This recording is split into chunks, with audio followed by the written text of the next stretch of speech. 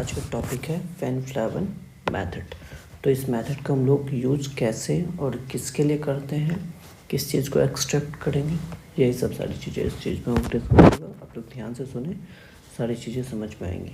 तो कह रहे सामान्यतः सल्फाइड एस को, किसको, सल्फाइड एस को फैन फ्लावन विधि के द्वारा फर्टिलाइजेशन मेथड के द्वारा सांद्रित किया जाता है। तो ये चीज़ हो गया पहला। अगर आपको ऑब्जेक्टिव में पूछता है कि सल्फाइड एस को हम लोग कैसे एक्सट्रैक्ट करेंगे, तो हम लोग फर्टिलाइजेशन मेथड का यूज़ करेंगे। इस मेथड में सबसे पहले ओर को चूर कर लिया जाता है। तो अगर आप इस मेथड का यूज़ करते हैं तो सबसे पहले ओर को चूर करके एक जगह रख लें, फिर वाटर टैंक में से डाल देंगे। तो इस चूर को क्या करेंगे, हम लोग वाटर टैंक में डालेंगे। इसके बाद fatty acid, pine oil, potassium ethyl cyanide को क्या करेंगे, सॉल्यूशन के साथ मिश्रित कर देंगे। तो आपने एक टैंक लेना है, उसमें क्या करना है, चूर करके आपने डाल दिया है किसको, सल्फाइड, जो भी आपके ओर को, ठीक है। और उसमें fatty acid, pine oil, potassium ethyl cyanide को क्या करा, चूर के साथ मिला दिया, ठीक है। तो अगर आपको सल्फाइड एस को प्राप्त करना है तो इस तरीके से करना पड़ेगा। इसके बाद हम लोग क्या करेंगे कि जो टैंक है उसके पैडल को घुमाते हैं और तेज़ी से हवा का झोंका उस सॉल्यूशन में हम लोग क्या करेंगे, प्रवाहित करेंगे, जिससे क्या होगा, सॉल्यूशन में कंपन होंगी और जिस कारण से शुद्ध ऐश का फैन सॉल्यूशन के सतह पर उत्पन्न होने लगती है, जबकि अशुद्धियाँ नीचे बैठ जाती है। इस प्रकार फैन के शुद्ध ऐश प्राप्त कर लिया जाता है। समझ में, देखिए चीज़ों को समझिए।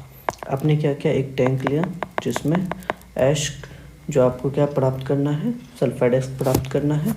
तो आपको इस वाले मेथड का यूज़ करना पड़ेगा। उसके लिए आप क्या करेंगे, सबसे पहले ओर को लेंगे और ओर को लेने के बाद आपने ओर को ले लिया।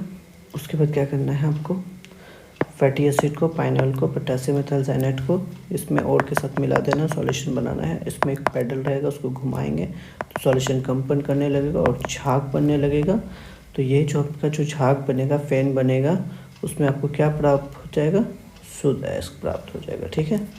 समझ में आ गई चीज़। अब नेक्स्ट पॉइंट क्या है, तो कह रहे हैं कि फैन फ्लावन विधि में फैटी एसिड, पाइन ऑयल और पोटेशियम एथाइल साइनाइड का यूज़ हम लोग फैन की मात्रा को बढ़ाने के लिए करते हैं, ठीक है। और इसे हम लोग क्या कहते हैं, कलेक्टर्स कहते हैं। अब फैन फ्लावन विधि में कैरोसिल तथा ऑनिलीन का उपयोग फैन के कुछ देर अस्थायी रखने के लिए। तो आप क्या करते हैं, फैन को कुछ देर स्टेबल रखने के लिए आप क्या करते हैं, किसका यूज़ करते हैं, कैरोसिल और ऑनिलीन का उपयोग करते हैं, ठीक है। और इसे हम लोग क्या कहते हैं, स्टेबलाइजर्स कहते हैं, क्योंकि स्टेबल करना हमको फैन को, क्योंकि आपको फैन में ही वो सारी चीज़ें क्या होती है, शुद्ध पदार्थ आपका रहता है, जिस वजह से, ठीक है। FeCu, Zn, AgPv, etc सामान्यतः सल्फाइड एस को इसी विधि के द्वारा सांद्रित किया जाता है, ठीक है। तो ये सारी चीज़ें ATC के सल्फाइड एस को आप लोग इसी प्रकार से क्या कर सकते हैं, सांद्रित कर सकते हैं। अब चलिए, अब ये फिगर को देखिए। ये आपका टैंक हो गया और ये हो गया आपका फोर्थ ऑफ प्योर ओर, ठीक है। और ये आपका पैडल है, आप इसको घुमाते हैं, इम्प्योरिटीज़ नीचे आ जाएंगे, शुद्ध पदार्थ ऊपर हो जाएगा।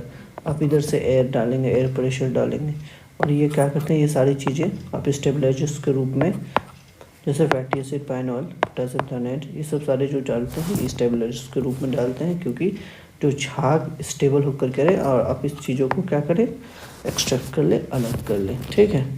तो आपको इस प्रकार से सल्फाइड एस को क्या करेंगे, आप प्राप्त कर लेंगे। चलिए नेक्स्ट मेथड हम लोग लीचिंग पढ़ेंगे। एस के सांद्रण के लिए लीचिंग मेथड का उपयोग तब किया जाता है जब शुद्ध एस किसी खास विलायक में घुलनशील होते हैं। अगर कोई आपका शुद्ध एस जिसको आपको प्राप्त करना है, अगर वो किसी विलायक में घुलनशील होते हैं, जिस कारण से शुद्ध एस विलायक में क्या हो जाएंगे, घुल जाएंगे और बाकी अशुद्धि क्या हो जाएंगी, बच के रह जाएंगे, फिर आप उसको अलग कर सकते हैं, ठीक है। तो leaching of alumina from bauxite ore, ठीक है। आपको अल्मोनिया प्राप्त करना है किससे, बॉक्साइट ओर से। तो ये क्या होता है कि ये बेयर्स मेथड भी कहते हैं इसको, इस प्रकार से तो क्या है कि बॉक्साइट ओर में क्या होता है, आपका प्योर बॉक्साइट ओर है और ये सारी इम्प्योरिटीज़ उसमें मिली होती है। तो चलिए आगे पढ़ते हैं हम लोग, ये सारी क्या चीज़ें हैं, कैसे कैसे क्या हो रहा है। तो हम लोग जानते हैं कि बॉक्साइट ओर में Fe2O3, TiO2 तथा SiO2 अशुद्धि के रूप में उपस्थित होते हैं। इन अशुद्धियों को हटाने के लिए सबसे पहले बॉक्साइट ओर को NaOH के जलीय विलयन के साथ 473 केल्विन से 523 केल्विन ताप पर तथा 35 से 36 ATM दाब क्या कहता है दिया जाता है इस अभिक्रिया को, जिससे क्या होगा, तब केवल शुद्ध बॉक्साइड और NaOH के साथ अभिक्रिया कर सोडियम एल्यूमिनेट में परिवर्तित हो जाती है, बदल जाती है।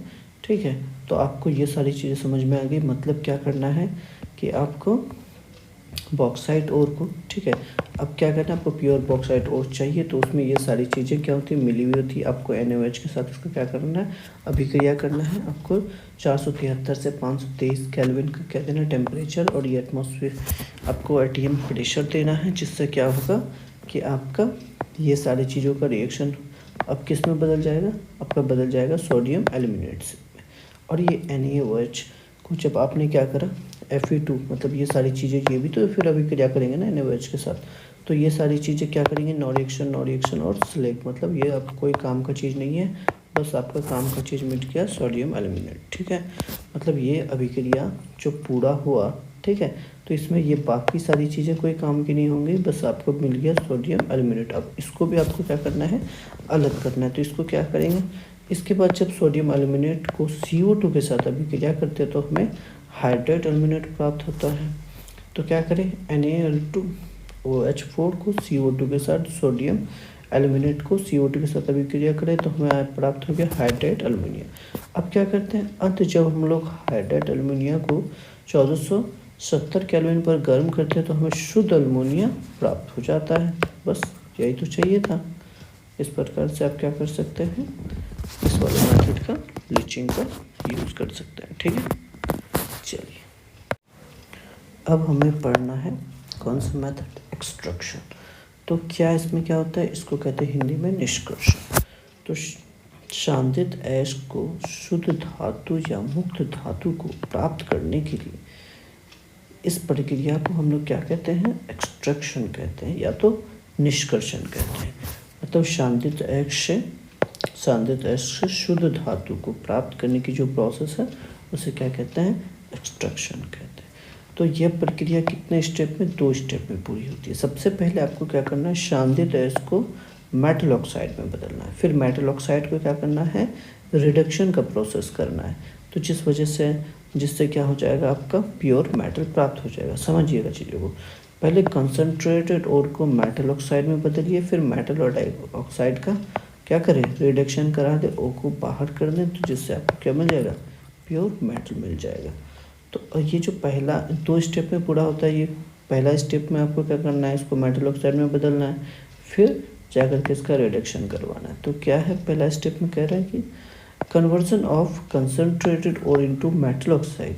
मतलब कंसनट्रेटेड ओर को अगर आप मेटल ऑक्साइड में बदलेंगे तो सबसे पहले क्या चीज़ है, देयर आर 2 मेथड्स। ये भी चीज़ों, ये जो कंसनट्रेटेड और मेटल ऑक्साइड में बदलता है ये भी 2 स्टेप में होता है, एक कैंसिलेशन, दूसरा रोस्टिंग। मतलब आप इन दोनों मेथड का यूज़ कर सकते हैं कंसनट्रेटेड ओर को किसमें, मेटल ऑक्साइड में बदलने के लिए। फिर मेटल ऑक्साइड में बदल करके उसका रिडक्शन करेंगे तो प्योर मेटल प्राप्त हो जाएगा। तो हमें पढ़ना है कैंसिलेशन और रोस्टिंग क्या होता है।